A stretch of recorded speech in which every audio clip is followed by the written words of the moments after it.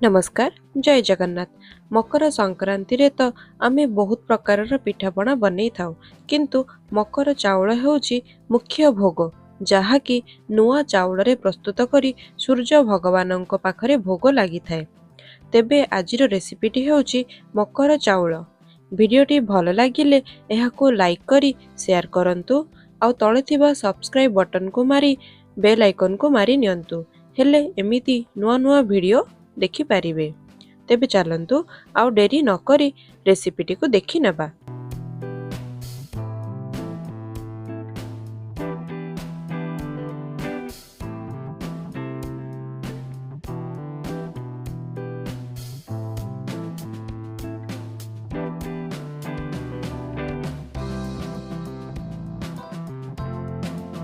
तो एथिपाई मु एठी नै जाइछि 200 ग्राम रो बासुमती चाउल को जहाको मु भल से धोई ताकू 4 रु 5 घंटा बतुरे नेछि जोथरे कि भल बास्ना आसी थाए। आपण नॉर्मल अरुआ चाउल मध्य नै परिबे। आउ एथिरे मिसेबा पई नै जाइछि दही, गुआ घियो, महू, फल भितरे नै जाइछि आपुल, डालिंब, कदली, गोटे कप कंचा क्षीर, 100 ग्राम घरे बना होइथिबा छेना, किछि गोलमरीच आउ गुजराती। गोलमरीच टिके अधिका हेले मकर चाउल खाइबा पई राग राग भल लागि थाए। मिठा पई नै जाइछि गुड़, आपण मिश्री मध्य नै परिबे। गोटे पिंच खाइबा कर्पूर जहाँकि एही भोगर टेस्ट को एनहांस करि थाए। जदि नाही ताहले एहाको आपण स्किप करि परिबे। आउ गोटे इंच अदा। तो प्रथमे आमे फल सबको रेडी करि नेबा। नड़िया को मु कोरि नेछि, डालिंब को छड़े की नै जाइछि, आपुल कदली को एमिति छोट छोट सेम साइज रो काटी रखिछि हेले खाइबा को भल लागि थाए। फल आपण आपणक चॉइस हिसाब रे नै परिबे, एथिरे किछि सेमिति नाही।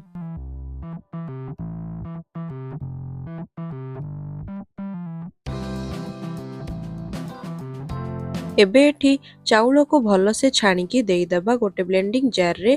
आउ रेडी करिकी रखिथिबा 10 रु 12 गोलमरीच आउ 4 रु 5 टी गुजराती को देइदबा। आउ खाइबा कर्पूर आउ क्षीर को देई देई एहाकू दरदरा करिकी सुजी परि ग्राइंड करि नेबा। एहाकू पूरा पेस्ट करा जाय नाही, चाउल गुंड पाटी को टिके लागिले भल लागि थाए।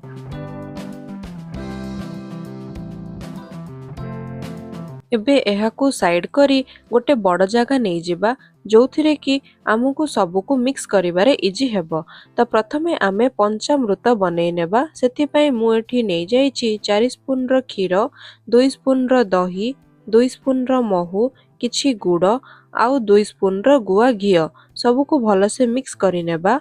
आउ एठी रेडी होई जाइछि हमर पंचामृत।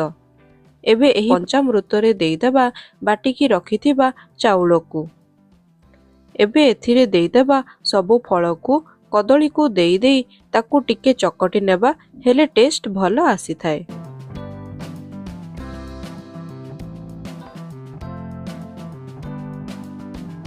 अदा को मु एठी एमिति कोरिकी नेछि जहाँकि एही मकर चाउलर टेस्ट को बढ़ेई थाए। मिठा पाई देई देइछि गुड़, आपण मिश्री मध्य नै परिबे बा चीनी मध्य नै परिबे।